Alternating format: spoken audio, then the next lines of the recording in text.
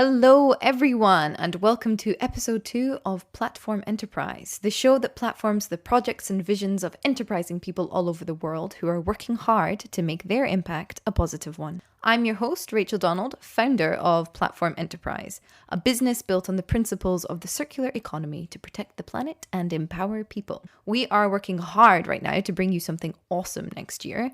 I can't tell you what it is, but I can tell you that we, and I mean you and me, are going to redefine renewable together. This week, I had Dennis Shepp on the podcast. Dennis is a Berlin-based writer who initiated the Foundry project in Galicia in Spain. The Foundry is a space where artists, thinkers, performers, scientists, anyone really, can come and work on their project, meet others, and help build this project from the ground up. It is a space for stimulating dialogue and discussion outside of capitalism and the confines of institutions. This was a fascinating conversation covering Kant, anarchy, capitalism, the academy, and everything else in between. I hope you get as much from it as I did, and if you do, please support the show by leaving us 5 stars and sharing the episode. Never done this. No? Never done a podcast? No, I've done interviews, but never a podcast, no. Tell me about the media outlets that you've said no to. There's a Spanish reality show, as I mentioned. It's called Volando Boy, and they wanted to come with a helicopter, and I said no. Then there were Radio Ser, Radio Copa. These are like national radio stations, national TV. I definitely don't like to be on TV with my picture. I really don't like. I don't want it. I mean, like in the beginning, the end of last year, there was some media attention and some good things came out of it. But then at some point, it also just wasn't enough or something. So I've been saying no. Then. I mean, what was a reality TV show wanting to do with a helicopter over the house? It's this guy called Jesus something. I forgot his last name, and he comes with a helicopter, and then he comes to help out, and they put a bunch of money in the project apparently, and they do that all over Spain. I like helping out whatever rural projects. I mean, yeah, you get money, but you have to deal with like a reality show. So I that's not it's not exactly in the whole message of the Foundry. Yeah. Why don't you talk a little bit about it? So you initiated this program, the Foundry, in Galicia in Spain. Yeah. Okay. Yeah. How did that all come about? So I guess if you want to tie it back into my personal story, I worked I'm a writer, I think, or at least I write. And I've been doing that in university context for a while. I've written 2 books. And I've always had the sense there that if you work in big institutions like that, at some point, if you're successful, you end up dedicating most of your time to the reproduction of the institution. If you're not successful, you end up dealing with like half-year contracts the rest of your life. So both of them are not ideal, and I think that's a problem of institutions itself, right? I think in the art world you have similar issues. So I for a long time I wanted to create sort of like I use the term heterotopia, this Foucauldian term, but we don't need to tie it back to that. But wait, hang on. Let's break down heterotopia. Yeah, I mean, Foucault has he gave this small lecture called Of Other Spaces, I think, where he talks about spaces that exist a little bit outside of the normal structures of society, and that because of that offer a vantage point to critically reflect on society. He uses boats, for example, ships at sea. Anyway, we don't need to go into the theory of that, but I wanted to create like a sort of anti-institution, a place that exists a little bit outside of university, outside of even capitalism, perhaps, where people can do their work and regain some control over their own working conditions, some autonomy maybe. So I had this idea for a long time. In 2012, I already did a trip through Galicia and I looked at some like abandoned villages to do this, but I never had any money. So it didn't come together back then. And then because of Bitcoin, at some point it did come together in 2017, 18. And we started the Foundry, or I started the Foundry, and like a community started emerging there. And the Foundry is like, I call it an abandoned village, but technically it's not a village. It's not registered as a village, but it sort of looks like one in the sense that it has a church, it has a mill, it has some houses. I mean, you've been there, so it has economy, it has religion. it has residential area. So it feels a little bit like an enclosed unit or something. Also because it's in a valley, and so yeah, we've been renovating that since 2018. And I mean, so the original impulse was a bit of an anti-impulse somehow, create a free space a little bit outside of the structures that make up society as we know it. I think the longer I've worked on it, the broader it has gotten. Like before, there was really a focus on academia, on writing, on the arts, because that was the world I came from, right? Um, I think over the years it's gotten more a focus on like self sufficiency and stuff like that, and really carving out a free space somehow. So like now we make wine, we make wild boar jerky, we make wooden planks, we make all kinds of stuff. And but there's also still like theoretical workshops and stuff like that. But it's gotten a bit broader. But that's also because of the people that come there, right? I'm not managing or dictating it. People just do their thing, which is really nice. Right. So I was there with my friend Phoebe last year and we had a whole list of things that we could do to help out. And it was absolutely amazing. I mean, to be in a valley, literally in a valley in Galicia, and you've got no neighbor at all. And to have some church at the end of, the garden slash field that in the daylight is just sort of this amazingly um picturesque and historical thing, and then at nighttime becomes quite frightening, as you're sitting there telling ghost stories about what it could be. um and it was so fantastic to get a glimpse into what your community is achieving there, to see how, just the impact of other people coming into this space, because obviously we had visitors as well, like how that affects the current. I mean, would you describe it as it's hetero utopic, so it's not anarchist, right? I mean, I don't think these definitions are very important in the end. Like what happens is the practice of what happens there, right? That's what matters. Not so much how you defined it. Like I think there is a bit of an anarchist vibe to it, in the sense that there's no clear management. It's sort of a bit of a free for all. I mean, I don't want it to be like a holiday resort for people like that go there and live for free or something. But it's also not like we're telling people to work 4 hours a day. It's not like that. Generally, people who come, they have some affinity with projects like this, so they either work on their own stuff or they help out with the project. Or I mean, it's like there's my politics on the one hand, right? And I'm a bit in an anarchist tradition, I would say. And then there's the project, and I try to sort of keep those separate in a way. Like it's not like everyone who comes there needs to subscribe to what I believe in. Like it doesn't. But by being there and by working in a project like this, you automatically are part of, or of this push to sort of regain some autonomy and create a space where things function a bit differently. You are part of that, whether you, and so there is a political side to it, even that doesn't run through like explicit beliefs somehow, if that makes sense. I think, yeah, no, that does make sense. And I think that's what's so interesting about the Foundry, especially for some people that maybe have not been to a project like that and who have heard the term anarchist or use the term anarchist in discussion and maybe have a certain image of like, I don't know what anarchy means in like the United States. It's this kind of like dirty word and it's anti everything. Whereas, what was so brilliant about being there in the Foundry and seeing what you guys are doing is just like, well, it kind of means, building a vegetable garden if that's what somebody wants to do, or getting up shelves for a bookshelf, and also having this kind of sense of freedom and sharing, which is quite Hmm. anti-capitalist and therefore you could argue Yeah. anarchist. Like, you don't have to pay to come. You come, you have a project that you're working on, you help out with the house if that's what you can do or you want to do, but there's like absolutely no expectations of should. There's no Hmm. reason to go to the Foundry apart from just, you found it and you feel an affinity with it and you want to go. You're not dictating whatsoever what should be done. And I think that that's essentially like a really solid understanding of anarchy, actually, an anarchy that people are trying to achieve all over the world, which is literally just, as you said, a form of autonomy and a form of choice. Yeah, and connecting with other people.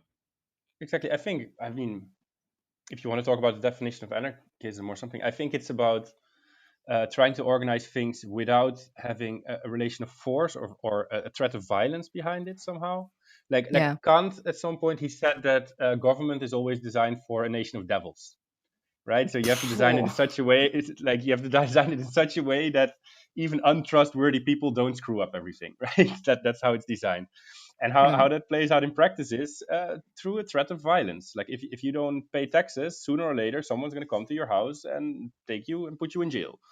If you don't have a library card and you go into the library anyway, you can read all the anarchist books you want, but if you don't have a library card, they will use force to get you out of there.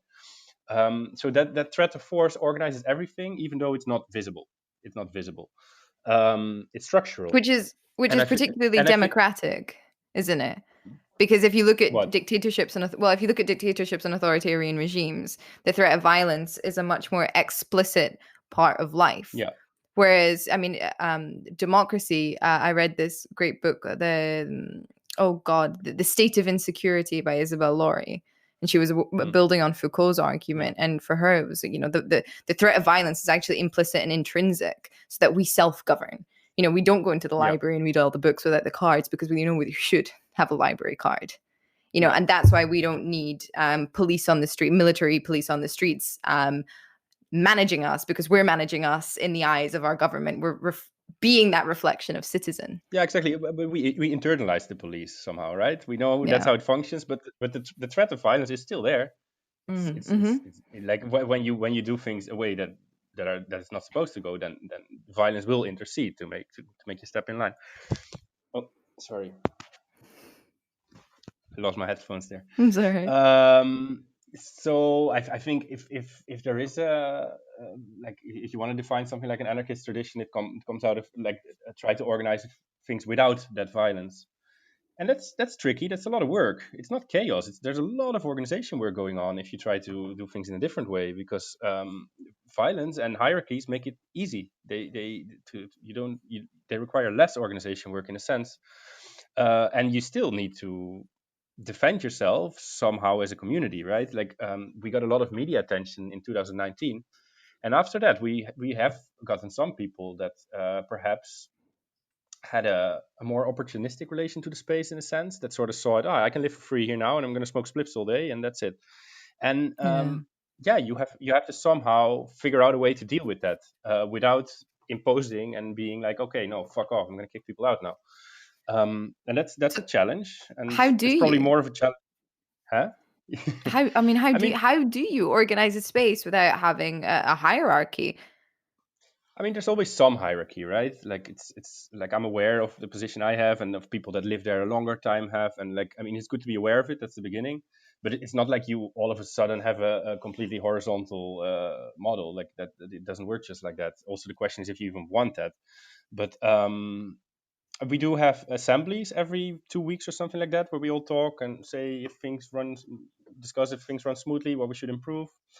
Now with people who come, because it's been growing, right? I try to communicate a bit clearly. There are people who pay now also. If someone wants to work on his own book or on his own stuff, they generally pay like whatever 10 per day, something like that. Can also be less if they don't have a lot of money. There can be negotiation there. Like it's not set in stone or anything, but the place has costs, and so we somehow have to generate some money as well in order to. And it's very little. Like the place costs maybe 600 a month or something to keep it running. Wow, for that So whole thing. if you have two, like, and we can host like 20, 30 people now. Yeah. Well, there's like 10 bedrooms, but they're all double rooms, and then there's a couple of bigger areas where people could also sleep. So 30 wouldn't be super comfortable maybe, but yeah, you can host a bunch of people. So yeah, it's not that hard to generate the 600 a month. But yeah, I try to communicate with people before they come. Hey, do you want to work on your own stuff, or do you want to help out with a project? And we try, how do you see your stay there? What is your purpose of visiting? What do you want to work on? And you try to communicate these things, and generally it runs very smoothly. Like there have been instances where it didn't run smoothly, but they've been like very few, very few.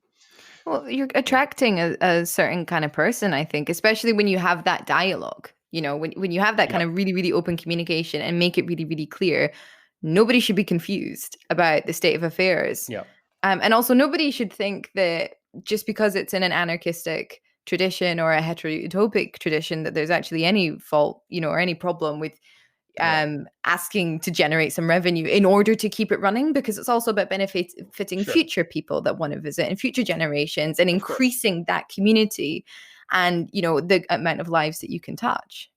So Yeah, I no, mean, I as long as think you're it's important to keep that to a minimum, right? To keep costs to an absolute minimum, and to yeah. sort of like that's why we grow our own food and stuff as well, right? To sort of a little bit deconnect from capitalism in a sense. Mm. I have issues with the term utopic. I don't like it so much. I prefer experiment or something like that. Yeah. Because we don't have this large vision of what it's going to be and blah blah blah. No, it's a process of negotiation. It's a communal process. Um, but yeah, I mean, yeah. So there are some costs that we have to somehow generate. We also start generating them perhaps by like we get from a hunter. We sometimes get a wild boar and we'll make boar jerky out of it, and that's like quite expensive. Maybe I'll sell it at some point. I don't know yet, but it's not going to be a company. But we do have some costs. We have to pay for electricity. There's no way out of that. We probably should get an insurance at some point for in case it burns down. There's also still building work going on, right? Not all the Yeah. like we there's Galicia is very unique in Europe or in capitalist modernity in general, that it still has 25% common lands, which is Oh land wow. that doesn't belong to anyone. Well, it belongs to the community, right? Yeah. So we also have Bravos has 500 hectares of commons, and I think we can probably get trees from the commons to that we can now with a improvised sawmill make into planks to make a theater. So Yeah. that way you sort of reduce your dependence on these on companies, and yeah, you build capacities that you can then also share with other projects, and that's really great. So, and that you also cut costs, and I think it's also a very political act to sort of reappropriate these knowledges that were sort of lost or became concentrated in companies. Yeah, Definitely, definitely. It's making yeah, knowledge renewable again rather than yeah, individually possessed and owned. I yeah. think It's it's sold. fantastic. Yeah, yeah. Why don't we go back a bit in time, Yeah, sure. if possible, and talk about your background and how it is that you had this vision. What inspired you in your life, or what didn't you like about the world that you saw that inspired you to look into this kind of tradition of community or want to set it up yourself? Yeah. I just mentioned that it came out of like sort of discontent within university structures, and But was that when you were an undergraduate, a graduate, working? yeah, I mean, well, I went to we both went to EGS, right? Also, Yeah. which proposes a bit of a different model of what a university should be like. So I think that's maybe where I got the idea. EGS is this like yeah, it's a fancy private school up in the Swiss mountains where all the Mm. superstars of academia go to give classes, like the Zizeks and the Butlers and the Agamemnons, and, and it's quite elitist, but it's also very intense, and I learned a lot there. And so when I was there 2009 till 2011, and worked with wonderful people, and there's a very intense community there. But I had the feeling that if that place didn't give out degrees, and their degrees are bullshit, by the way, we both know that, right? No Wait, the give out the what? degrees, the diplomas. Oh, the degrees. Okay. Yeah, yeah. Yeah, And yeah, their yeah. degrees are sort of like a little bit like, well, they sort of hacked the system, right? But like if you do your MA there, like nobody will read your thesis. You just bought a degree basically. Which is whatever. Like Whatever, yeah, but a vanity degree machine. yeah. So I figured, hey, if they don't do that, and you perhaps exist a little bit more outside the system, where they could, like, a lot of these people would also love to work in this sort of context, this very intense intellectual context that exists outside of regular universities, and it won't need to cost so much money. Then when I was in Berlin, I've lived in Berlin for a while. I got involved in a project called the Public School, um, which fell apart a few years ago. But the Public School was a platform for self-organized, well, activities, educational activities mostly. So how it worked was there was a website, and you could propose a class, and then everyone at the public school could click, "Hey, I'm interested in that. I would like to do that. I would like to do that." And if there were enough people interested in a class, then the committee that was also on would try to organize those classes. So you could say, I That's want to learn amazing. something, or I want to teach something. And some classes happened without a teacher. If you have a text at the center of it, or if it's about an activity. Also, there were also classes of making furniture. We tried to organize it, and that was really great, and I liked it a lot. It unfortunately fell apart, but that also gave me a sense that it's totally possible to organize very interesting activities outside of these normal frameworks. Like it's a curriculum. Sorry for it's a difficult word. Curriculum from below, in a sense, and because of the way it's organized, the discussions were often much better than the ones you see in university, where half the people are just there because they need a piece of paper. Right. So that gave me another sense that, hey, if there's not this sort of institutional structure behind it, it can actually perhaps work better in a sense.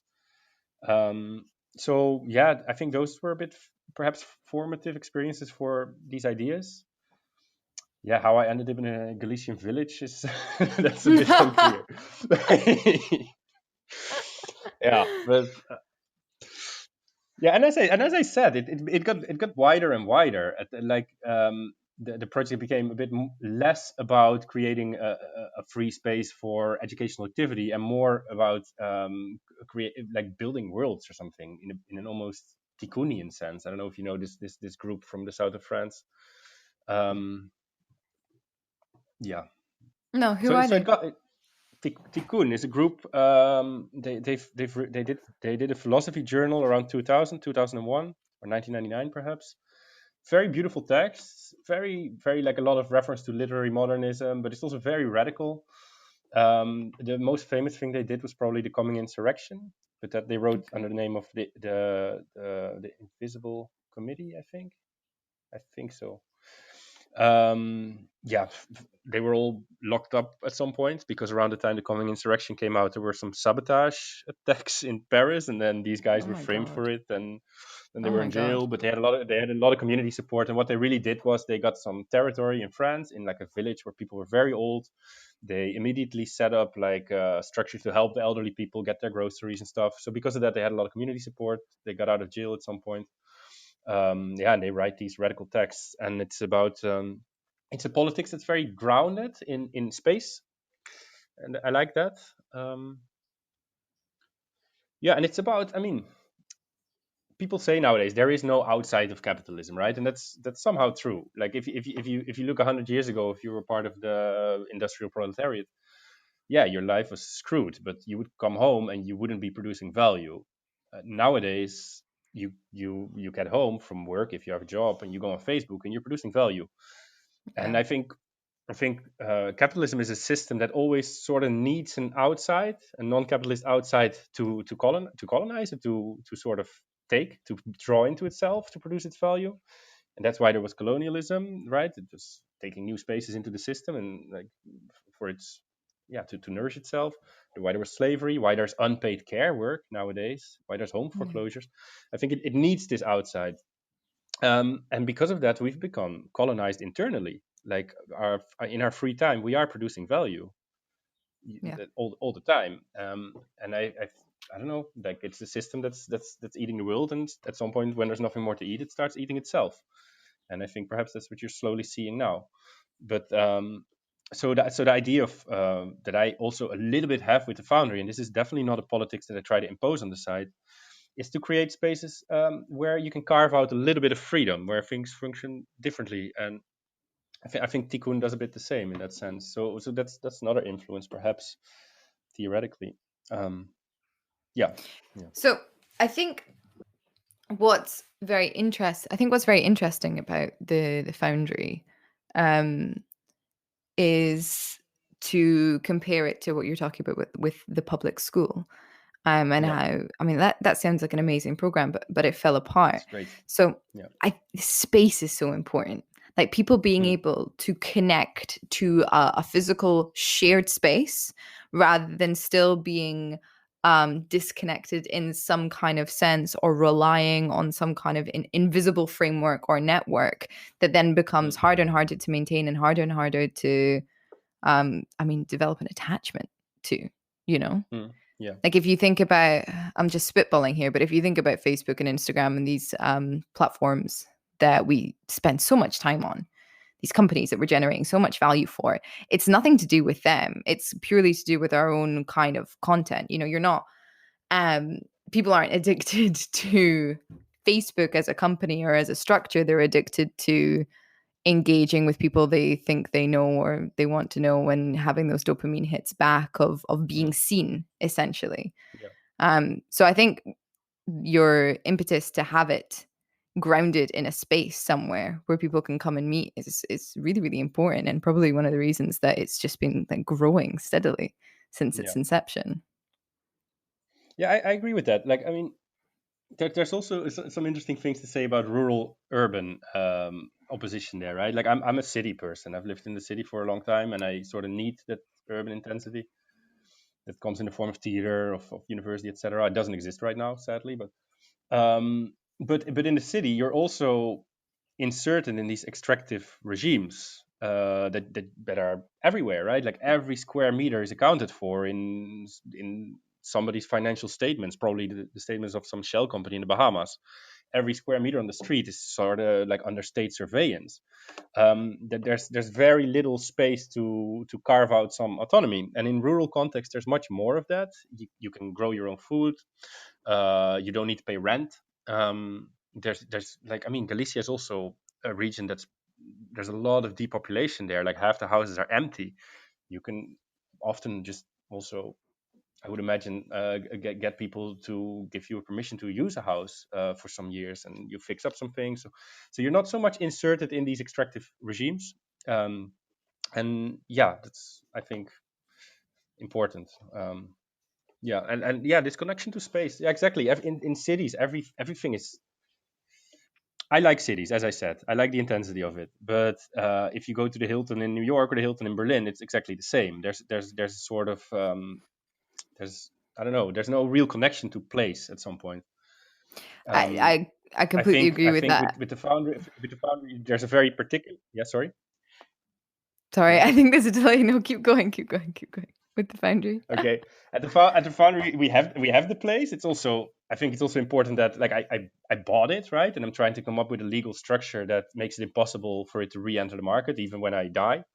Mm. That's a tricky legal problem that we can talk about a bit later. But yeah, no, you build something there, and it's not like you renovate your rented apartment and you move out and okay, you lose it again. No, it's you build something together there, and a community emerges there. Um, Plus, it's a very beautiful space, of course, which is also nice. But Yeah, yeah, yeah, absolutely. Oh, let's talk about that then. That legal structure. I mean, that's highly imaginative. I don't think I would have ever thought that that was possible. How? I mean, well, how it's are you going to tricky. make that work? It's tricky. I mean, in Germany, you have a thing called the Mietshäuser Syndikat, which means, I guess, tenants building syndicate.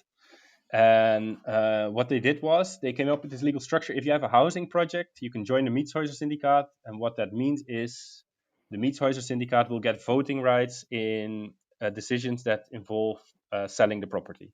And they always vote no. And it has to be a unanimous vote.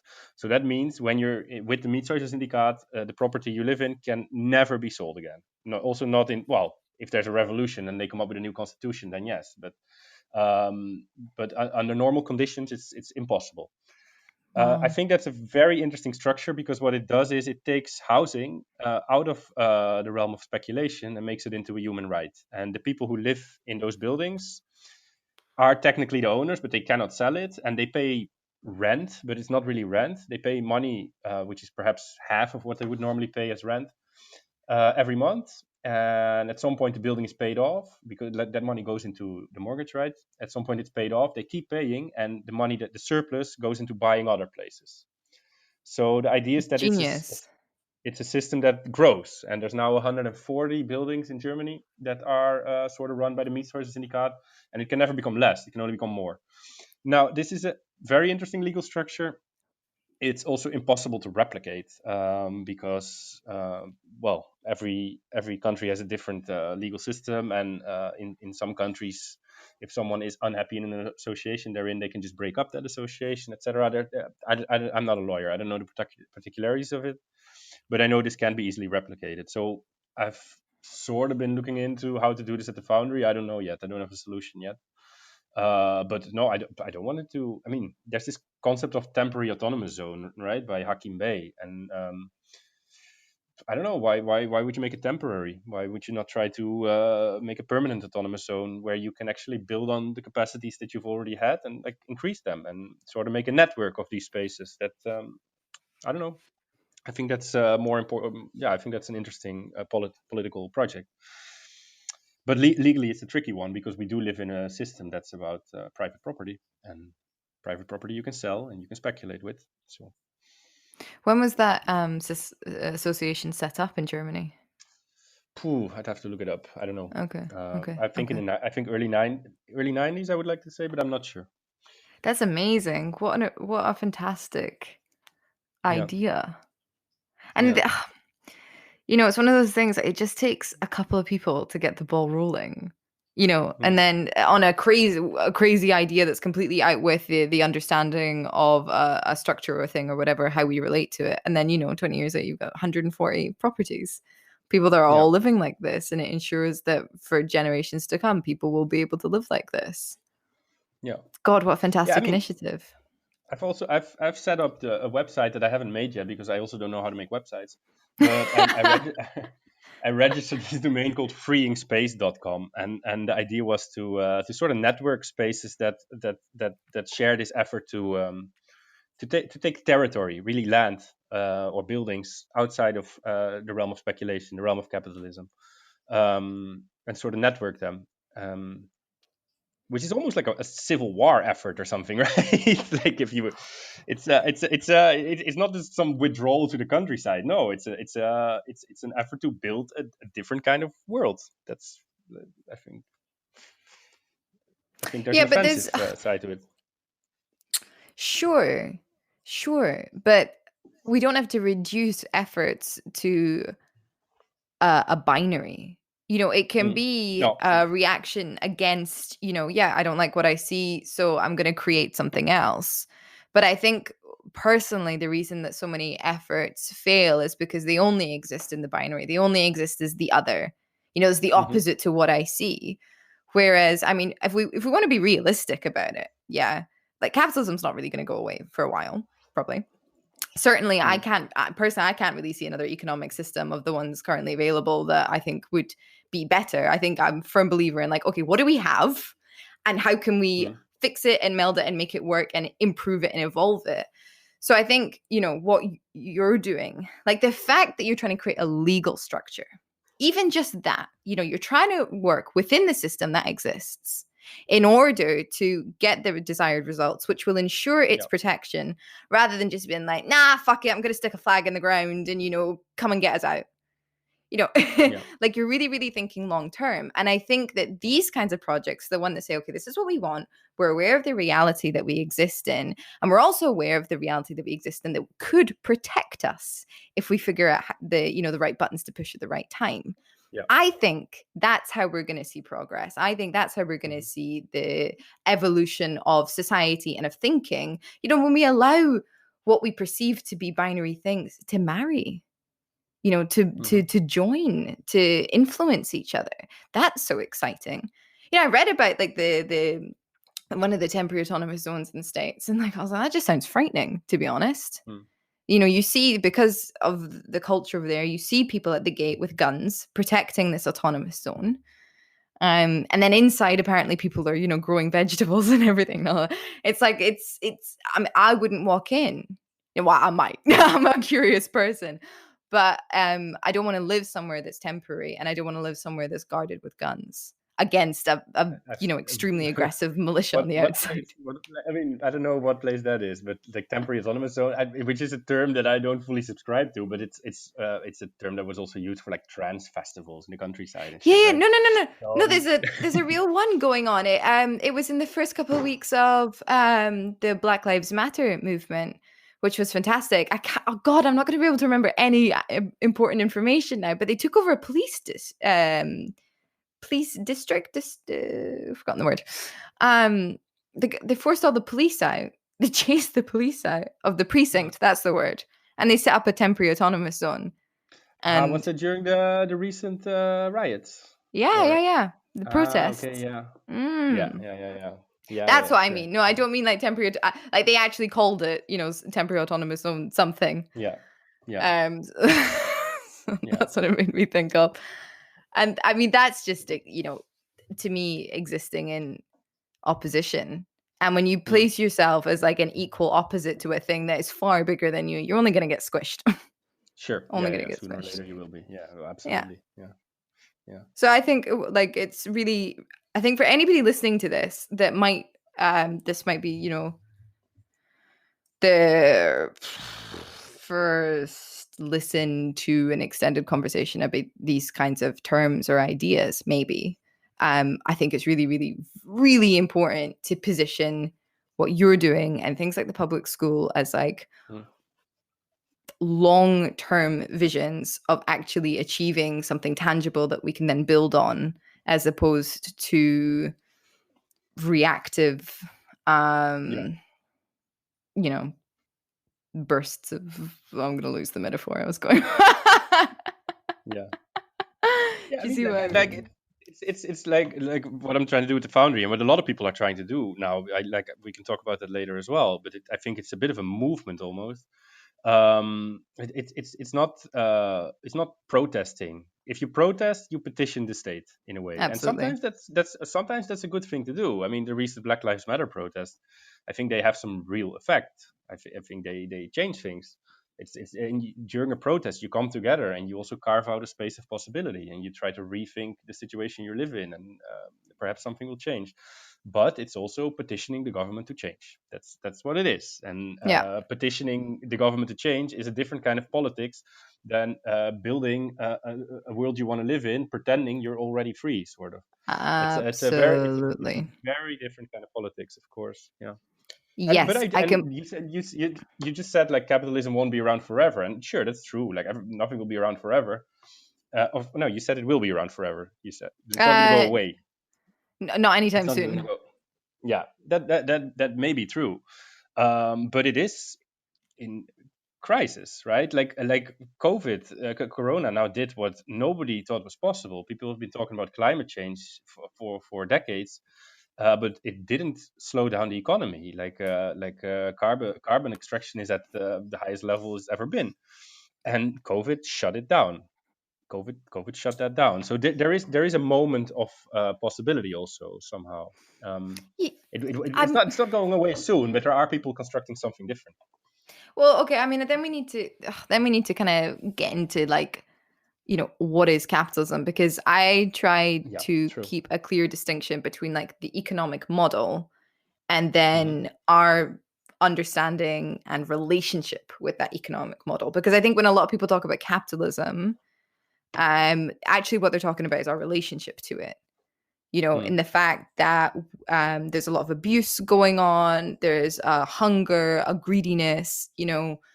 Um, it's like obviously capital has its flaws. Like if you have you know, you get capital, it's a bit easier to make more capital and da da da da da da da da. Da. But Hmm. also, I mean, there's like this scarcity mentality. I mean, that's coming from us. Yeah. Technically, in a Yeah. capitalist system, you could argue that it would create an abundance mentality. Yeah. There's no reason why it shouldn't create an abundance mentality, but it's Hmm. not. And that's very much on our relationship, I think, with the economic system. Um, Hmm. so, I mean, yes, like COVID has stopped. Well, it's done a lot of good in terms of transportation. On the other hand, like e-commerce, that market like went up through the roof, and on um, climate change, but a different coin whatsoever. Young girls in developing countries are not going to school Hmm. because there's a global pandemic, and we know that if young girls aren't educated or they don't receive education, they're more likely to get pregnant and have more children. And so, Sure. like, the best way to stimulate growth and development in a country and to slow down population is to educate young women. And Hmm. that's not happening over these past few months. And I think that's going to Hmm. have very, very serious long term effects Hmm. over, for this generation and the next. So, like, people kind of like to it's very easy to point fingers at something that's wrong and other sides. I mean, look, we're in the middle of an election right now, like the partisan politics of just each side pointing at each other. It's like, just take some effing responsibility, people, please. Like, we all have a part to play in what is happening right now. Mm-hmm. And I have no idea where I was going with it, but it really drives me mad when I see, especially when I see like quote unquote educated leftists kind of like bashing educated leftist academics, bashing a political system and economic system that they 100% benefit from. Yeah. It's very frustrating for me. Very frustrating. Well, But it's a tricky. Yeah. Sorry. Go on. No. Go. Well, it's a tricky thing, right? Like Mark Fisher made this point in Capitalist Realism at some point. There is no real outside. We're inserted in that system structurally, but also libidinally invested in it. Like we want the new phone. We want, like there's a desire there, and that desire has been formatted by capital, and that makes it very hard to sort of detach or to create something else. Another issue is that system, whatever capitalism is, it's very tricky to define. But what you can say is that since the 70s, it has become turned into something else than it was before, right? Like it's become financial capitalism, and right now the market for financial products is something like 10 times bigger than the global market for like goods and services. So it's a totally different beast, and it's not controlled by the political system that's supposed to control it. If you live in a democracy, the primacy should be what people want. You saw what happened in Greece, for example, in 2012, when Syriza won the elections, promising that, hey, they would default on their loans because there was no way that country would pay it or could pay it in any sort of dignified manner. And they won the elections on that promise. And the financial market said, okay, you default on the loans, you'll be hungry. Like we're gonna screw you. And so they didn't default. And now, okay, Biden might beat Trump, but Biden is not going to overturn a system that's so much bigger than him. Oh, no. The movement within financial capitalism that is left to governments is very, very limited. And But that's why I mean that's why I believe in this politics of exodus, or of trying to create a space where things run differently. Sure. I believe more in that than in voting on Biden. Oh yeah, no. Although people should also vote on Biden, though, of course. I mean, they should have. I mean, it's a couple of days out, but thank you to everybody who voted for Biden. Not that we're expecting the world to drastically change. No, I completely agree. I think it's so problematic that we now have like political institutions in that you've a political class. It's very bougie again. We kind of like slip back down the scale. There's like a certain group of people that when there's money in politics or education in politics or class in politics, you're just gonna see the same government essentially being recycled every election cycle, left or right. And also, I mean, to talk about governing capitalism, which is a global system, when we only have national governments, it's never going to work. Never, ever going to work. We're having a globalized world. Like at some point, somebody's going to have the idea to have like a globalized, government, because that's going to be the only way to ever try to navigate and manage the financial systems that we've kind of gotten ourselves into. And yet that is also a very scary thought, having a globalized government. I mean, how does that work? I don't think it does. At which point I will be moving to the Foundry. I don't know, but it's like I think you were getting at this discrepancy between like having global problems and national governments that try to solve them, which obviously doesn't work, right? Like climate crisis is a global problem, tax evasion is a global problem. Like if you live in a world where there's borders for people but not for money. If I have a bunch of money, I move it to a place where I pay less taxes. So these issues you're never going to be able to address on a national level.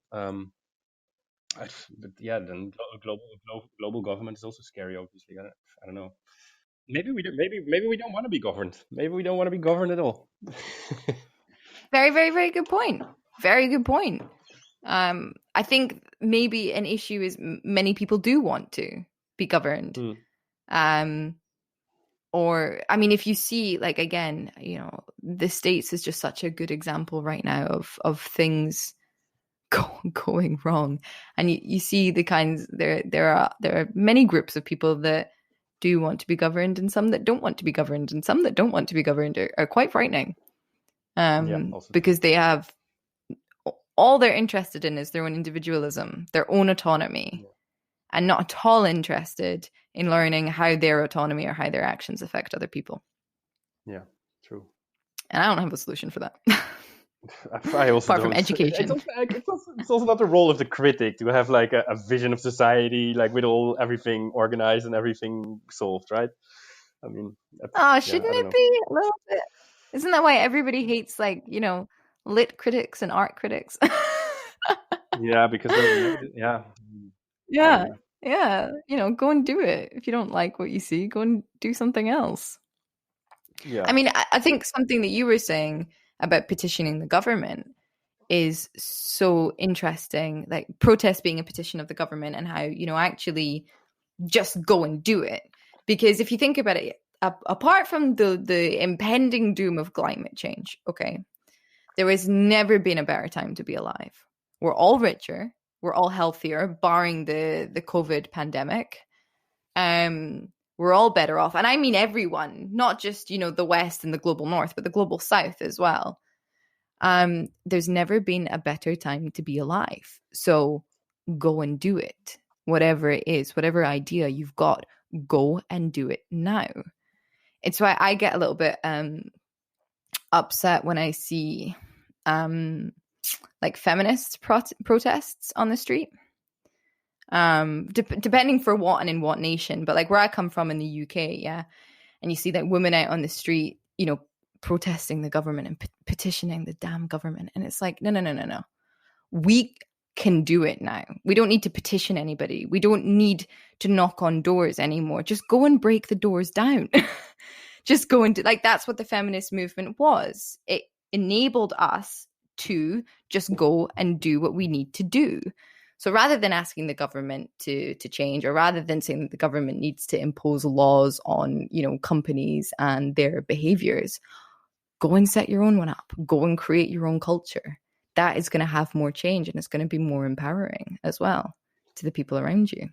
But it's tricky, right? I mean, right now we're seeing, or last week at least, we saw, or this week, I think, huge protests in Poland because they tried to ban abortion. Yeah, There, I they did ban mean, it. like, I think there, yeah, you do need to petition the government, obviously, if the government is trying to restrain your rights in such a fundamental way. I mean, and the argument that we're now better off, like, I don't know. I think for a long time capitalism promised progress and innovation. That was sort of like a deal that they forced on people, right? When they enclosed the commons, for example, they said, "Hey, we take your land. You cannot take care of yourself anymore. Now you're working class, but there's going to be so much technological progress. You're going to have so much money. Everything is going to be better." For a long time, that was true. Like every generation was more prosperous than the one before. Like my great grandparents never left the country. My grandparents, they were going to Greece all the time. My parents, like, I mean, there were rising standards of well being. I think until the financial crisis, perhaps. I think right now, Mm. I think right now our generation has more precarity and less security in life than the baby boomer generation. And there's not this much sense that, hey, we're going to be better off than previous generations. I don't think that sense really exists anymore. I think something really changed there, to be honest. I think they've proven on like a micro level. You know, we're not as wealthy as our parents, quote unquote, but on a global level, the world does better day in, day out. You know, less children die from diseases like polio. Less people die from things like starvation and thirst. And I think, yeah, in the West, you know, us privileged people, yeah, we have more precarity than we were expecting. When we were born in the 80s and 90s and told the world is our oyster and you'll be able to do whatever you want. And yet we're fortunate enough to live in places where there are still opportunities to do that. You know, Yeah. there's more funding now for startups than there was, you know, 10 years ago, and councils are getting in on that kind of funding, whereas before it was, you know, very much still led by private investment. So I do still think that opportunity is increasing. It's just there needs to be some flexibility in what we perceive to be opportunity. Like the boomer path of, you join, right? Okay, like you're talking about the academy, like beforehand, if you studied well, and you became a young academic for the boomers. I mean, it was fascinating. You had access to a global network of bright minds. You had access to amazing jobs all over the world and international conferences, and more of a crossover like between intersectionalism, and research was just exploding. And now what we see is like there's so many people in, okay, well, first of all, I mean, the arts are being cut because they're not seen as like being generating value and generating wealth. But also the rules of the academy haven't changed, i.e. if you want to get a PhD, you need to be studying a very niche thing. It needs to be an original dissertation. Well, that's all fine and well, 100 years ago or even 50 years ago, when there was like an extremely small percentage of people going to university. But now you have loads of people going to university, and they're getting drilled into these teeny, tiny niches in order to be able to jump through the necessary hoops to then not get a job because there's more people, but there's less academies, or there's not as many institutions. So it's more like the systems of success and the pathways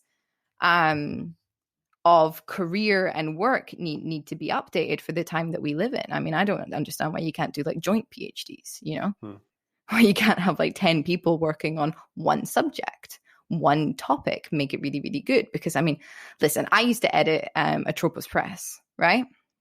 The publishing house of EGS, and like some of the titles that came through that were absurdly complex.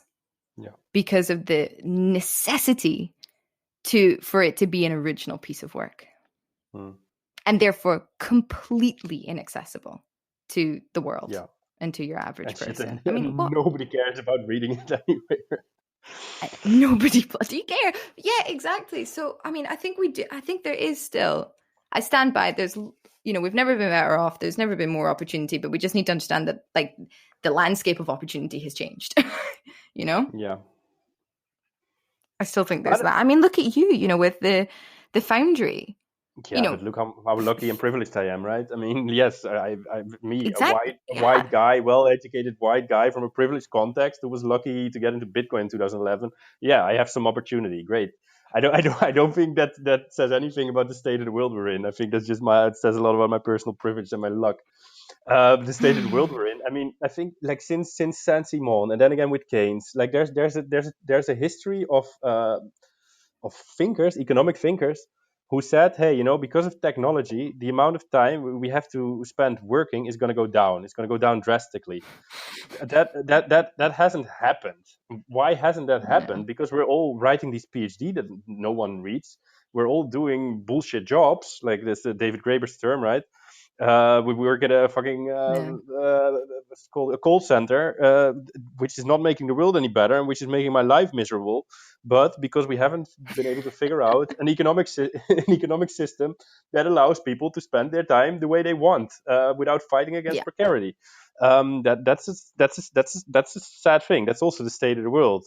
Like I'm perhaps a bit more pessimistic than you are in that sense. And then we're like the thing that we've comfortably sort of like bracketed out is climate change, right? Which is like if you design your whole economy about the notion of consumption and production, and it's predicated on growth, it only functions as long as it's growing. Yeah, at some point you're going to run into trouble. Perhaps it's time to think of an economy that functions around different notions. One network of residencies that I'm now involved in is based on the ideas of David Graeber, and it's saying, we need an economy that revolves around freedom and care, which I think is a nice idea. What it looks like in practice is also tricky, especially nowadays when freedom and care are somehow opposed to each other, right? If I assert my freedom by throwing a house party, people will say I'm careless. that's Corona. Yeah. So it's very tricky to think about these things. But I'm a bit apocalyptic is perhaps the wrong word, but I'm a bit more pessimistic than you, perhaps. I think that for me, after I did that course at EGS, I was extremely pessimistic about the state of the world.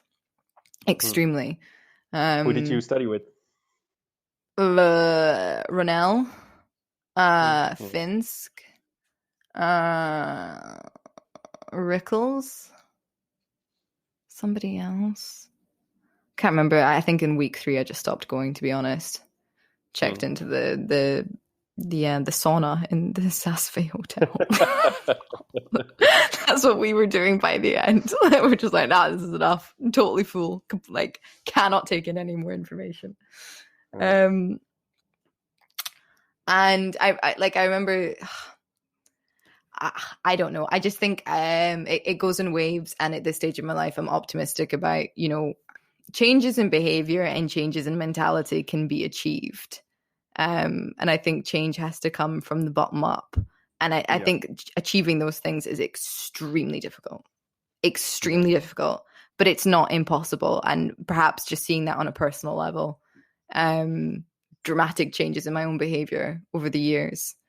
I think that's how we have to go to. And also just, again, kind of going back to like that binary conversation we were having, seeing the partisan lines being drawn in the sand and seeing how like nobody wants to budge, It's like, well, we have to actually find a way somewhere in the middle to see what we have, what we don't have, what they're saying, how can we incorporate into what we're saying, and just, creating like a realistic path forward that everybody can move along. Because I mean, when people were talking about climate change like 5 years ago, I remember, Europeans saying, well, it doesn't matter what we do in the West because there's China and India and they're going through their industrial revolution, and, they're not going to stop because they think they deserve that. It's all like this, they, and it's like, well, why don't we figure out an arrangement or an agreement or an understanding then that also includes, hey, here's a plan for economic development that you and your people can still achieve, or here's a plan for innovation development or technological development or whatever that doesn't involve burning fossil fuels, rather than just saying you have to subscribe to this.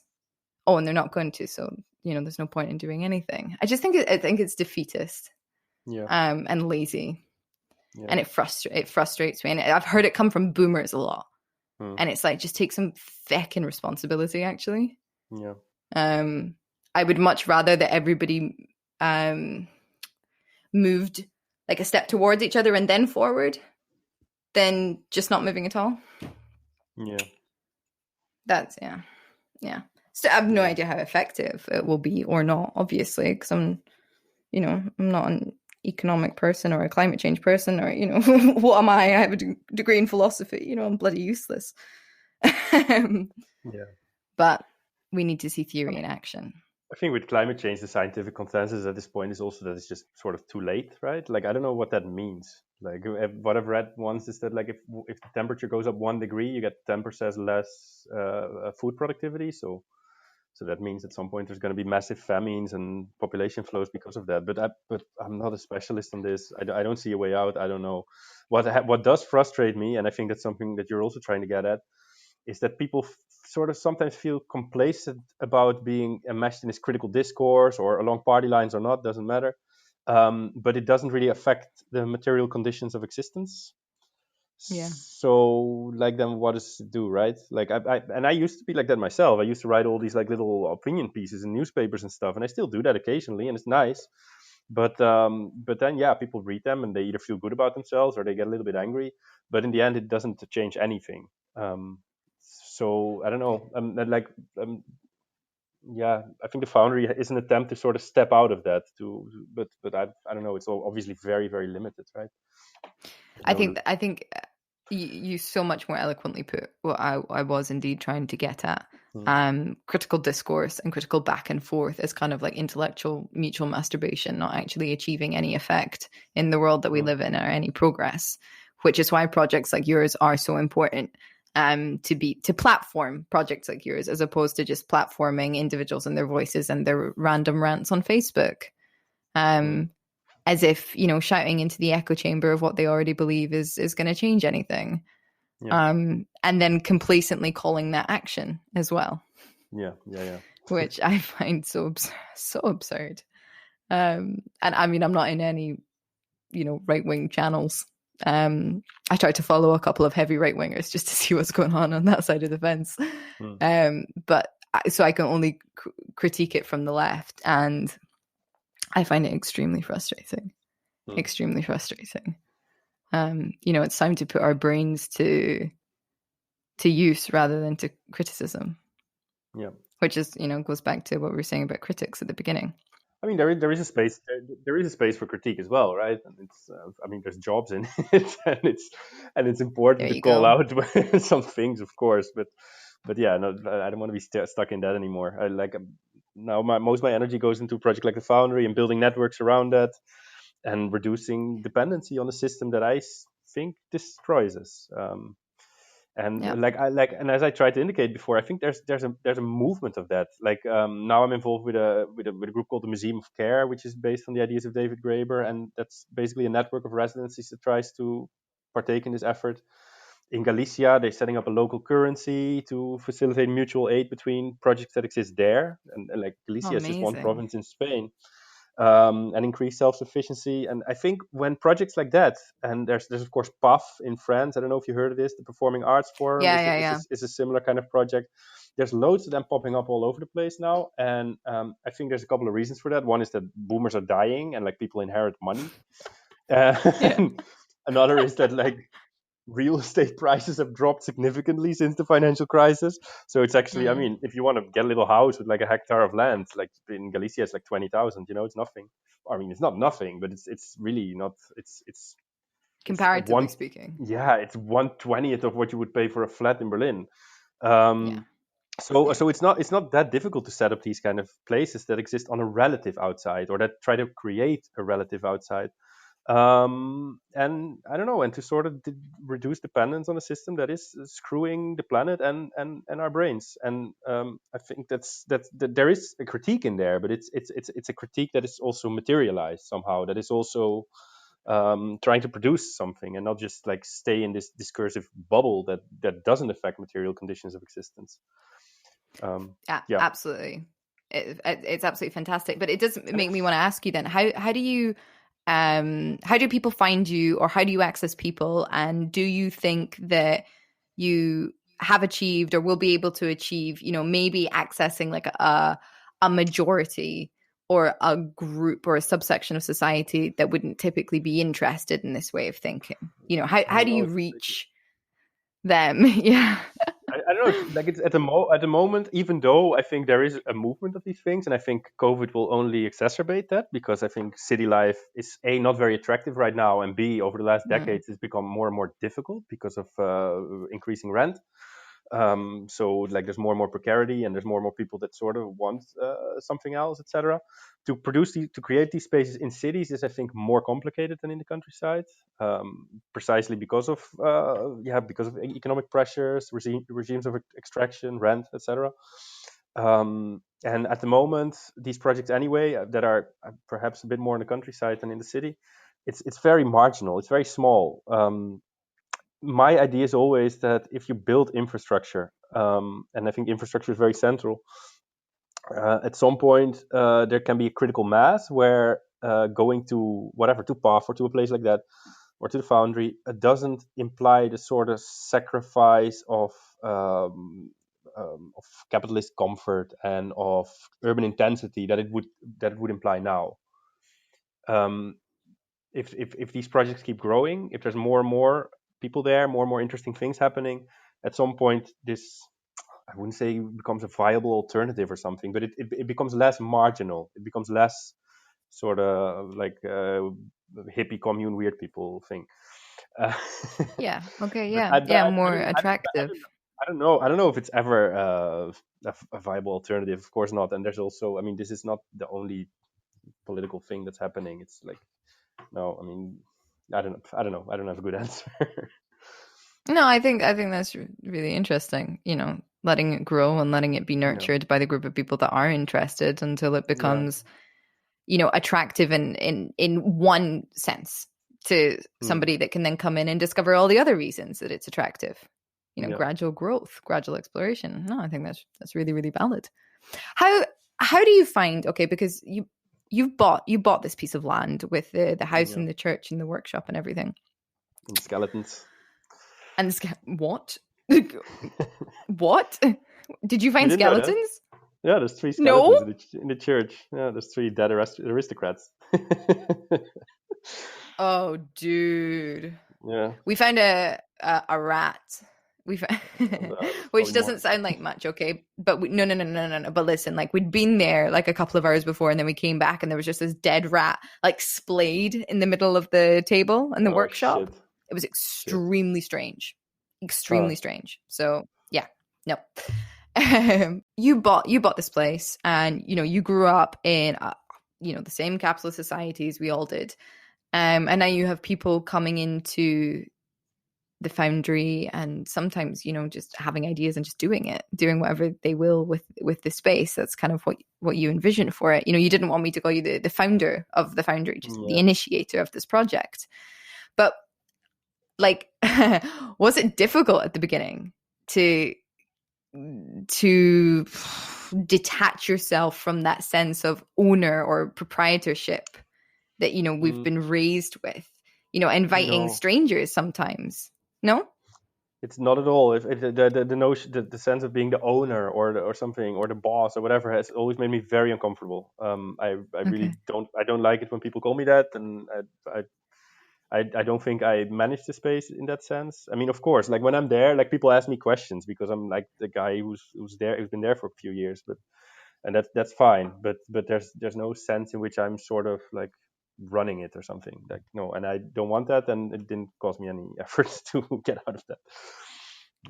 Okay, sure, but I mean, even just the fact that you were the one to sort of put the initial money into it, Yeah, yeah. and I it mean, wasn't that's just difficult money that to. fell out of the sky, right? Like it's like I was in an anarchist reading group in Berlin in 2011, and people were saying, "Hey, there's no money without banks." I said, "Oh, that's awesome!" Like I never saw it as an investment. I just put like 200 euros, and then at some point it became this, and like now I'm poor again, and it's Right. fine. But this village now, and I sort of want to not have it on my name anymore. Even that makes me a bit uncomfortable, because now if I would get into financial trouble, like or do something stupid, I don't know, like I would they could expropriate it or something. I would like it to come up with a legal structure that's impossible. And that's Yeah. very tricky. That's very tricky. But that's something I think about, and I have to talk to more lawyers about it. And I don't know yet how to do that. But no, the sense of owning that place makes me uncomfortable. And like right now, there's like 7 or 6 people living there, I think. And I don't know what they're doing. I'm sure they're doing something. Um, I mean, like it's like when you were there, there's a task of things that sort of need to happen at some point, but people also just develop Yeah. their own projects. And that's Nah. great. I think that's awesome. I think in the beginning I brought up this Kant that like government is designed for a nation of devils. Well, try to design it for a nation of people that you can actually trust and see what happens. And Hmm. what tends to happen is a lot of cool things. I mean, we have a snail farm now. Some guy made a snail farm. How cool is that? That's awesome. That's so Like, awesome. this is not my idea. So I mean, like, yeah, and also there's like a standard of comfort now that when you were there, perhaps didn't exist yet. So then there's a bit more space for like people unfolding their own initiatives. Um, yeah, now it's just really a comfortable place to be, and it's not cold anymore. Yeah, Are you sure? yeah, but I don't, there's no. I haven't seen rats this summer. There might still be rats. I mean, it's nature, right? So Yeah, sure. sometimes a mouse comes or something. That's fine. Oh, I mean, that's I totally haven't fine. seen I It's just haven't really seen freaky. I haven't seen rats in I a don't while. know. Yeah. Nature's all good. It's just really scary when you turn around and one is just like splayed out in a sacrificial position on a table. That's all. Yeah, yeah, yeah, sure. But it's also like And nature. I'm an urban person, right? Like I've lived in Berlin since 2007, and I enjoy the countryside, but I do notice that I don't have this temporality in me or something. Like real countryside people, they wake up at 8. I don't fucking wake up at 8 unless I have to. But and then they know, oh, I have to open for the chickens. I have to do this. Like there were sheep, and they were like, you have to feed the sheep sometimes. They were eaten by a fucking wolf. Like we were like, so there's this forest. what? Like it's just, I don't know. It's very strange to me, these things. Like, I guess it's just countryside life. I'm not used to that. But this temporality of like knowing, okay, now I have to take care of that animal. Now I have to do that. Now I have to do that. Now I have to do that. Yeah. It's a very Yeah. cyclical sort of thing that I don't have in me. When I wake up, I'm checking the news for 2 hours, and then maybe I'm do some writing, some reading, and I make my own rhythm, and it doesn't have this cycle, this circle inside. And if you're in the countryside, it's hard for me to get used to that. I still don't have it, but it sometimes ends up eating you a little bit. These cycles, these tasks, this rhythm of tasks that need to be fulfilled, Mm. especially when there's animals. Now there's a bunch of animals, Mm. but I'm it's like I'm not really taking care of them, to be honest. But I have to admit. But yeah, I should have But now protected them you've from the wolves. you. I think that's important. Apparently, Yeah. just making sure they don't get eaten by wolves. Yeah, I mean, like against wolves, there's not so much you can do, right? I mean, they live in the forest and they can travel like 50 kilometers a day. They just come, and if they're hungry, they'll kill a sheep. And they're also not very, And she, they're not very like resource efficient. They'll just like bite its neck oh, and kill it, and then they just leave it there mostly. They eat maybe a couple bites, you but yeah, joke, really? yeah, yeah, God, yeah, how yeah. inefficient, how ineffective. Somebody I would, speak to those wolves. I would have liked to see it though. Actually, it's I don't know, they're fascinating animals. Definitely, I didn't. I actually didn't know there were wolves up there. Yeah. When we were going for our late night walks through the woods, They didn't know don't that. attack. They stay away from people. Like if there's people, they will stay away. But they'll eat your sheep. And we have chickens. They were eaten by a fox. Like, I mean, yeah, we should have protected them better. Like, but yeah, that, it's countryside shit, right? You're learning. Yeah, you're learning, right? I mean, and like I also I don't want to spend all my time on doing that, right? Like I also want to write my books and do those kind of things. So, but yeah, Mm, there's this aspect, this cyclical aspect to the countryside that can take up a lot of your time if you're not careful. definitely, definitely. Mm. But also, tell me about the fact that you've managed to attract other people that are thinking of setting up, maybe not exactly similar things, but you've got some like in your network, there are people looking at Yeah, coming to Galicia, right? yeah. Because of the Foundry, right? I mean, yeah, like we get people at the Foundry all the time that want to buy something in that area often.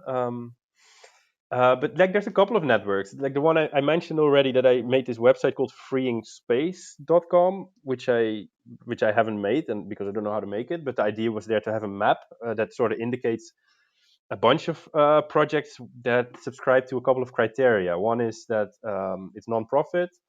Another is that it's to the extent possible self-organized. Another is that it doesn't exclude people on the basis of their identity, gender, racial, whatever. Um, so yeah, and there's no big application procedure. There's not a lot of bureaucracy. So I mean, these criteria, you can try to define them more clearly, but like places that have a different sort of ethics, that are not part of the market, that are also not sort of communes that withdraw into themselves and always have the same group of people, like these hippie kind of communes. I don't want that neither. There should be circulation. And yeah, that try to carve out a space of relative autonomy. So that was my idea, but I haven't made that, and I don't know how to make it. But maybe at some point it will pop up. Then in Galicia, we have a network called Aldear, which means villaging, which is really focused on rural repopulation, because depopulation is a huge thing in Galicia. Like, there's people leave. Like, there's only old people and they're dying, and then everything's empty. Aldear villaging, it focuses on rural repopulation through the arts and through culture, and that's like, I don't know, 10 projects or something like that have this network. It's perhaps a little bit less political, but it's great projects also. And then there's now today later I have a meeting about that. There's the Museum of Care, which grew out of the work of David Graeber, who was supposed to do something at the Foundry at some point, but then he died, unfortunately. I mean, not just because he was supposed to do something there. It was very shocking. Um, anyway, out of his ideas grew this network of residencies now that also try to do what I just described. This ethic of like carving out a bit of free space. And that will be launched, I think, in October next year. Museum of Care. There should be more communication about it at some point. And yeah, I have the feeling that COVID sort of exacerbates these efforts, but that it was underway already a little bit. At the Foundry, we get people all the time that say, "Hey, yeah, I want to do something similar." They're looking for spaces. So yeah, I don't know. I think we're reaching a point where life inside the system becomes more and more tricky because of the way the system functions and colonizes us internally. And people, like, I don't know, want to do something else. And at the countryside right now, there's perhaps a bit more space for that, although there's also limitations. I don't know. Like, I also know urban spaces that do this, like Woodbine in New York, for example. But it's just in the city, you like, yeah, everything is so expensive. Space is very expensive, so you're gonna have to have one or two or three jobs in New York just to pay your own rent, and like that leaves very little space to sort of um, for yourself and for making a world you want to live in. Yeah, absolutely. Yeah. Absolutely. Yeah. I think that's why it's really, really important to to platform your project and platform other projects that are giving people opportunities, options, and also just making people know that it's possible. Yeah. It really is possible to just go out and, as you say, build a bit of a world that you want to live in and grow on it and use community to grow it, which is so key as well.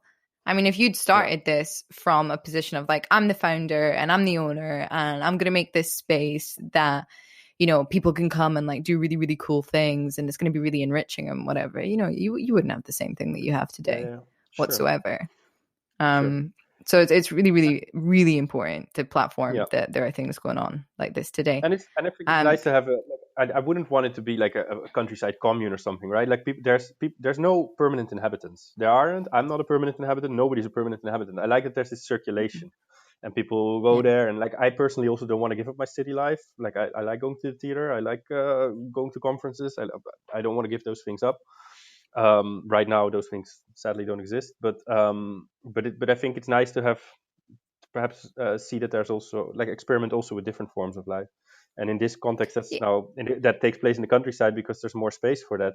There's a whole Marxist tradition that you find it already, Marx and Engels, that says, hey, the opposition of labor and capital is an opposition must be overcome, but also the opposition of countryside and city must be overcome because it's unsustainable.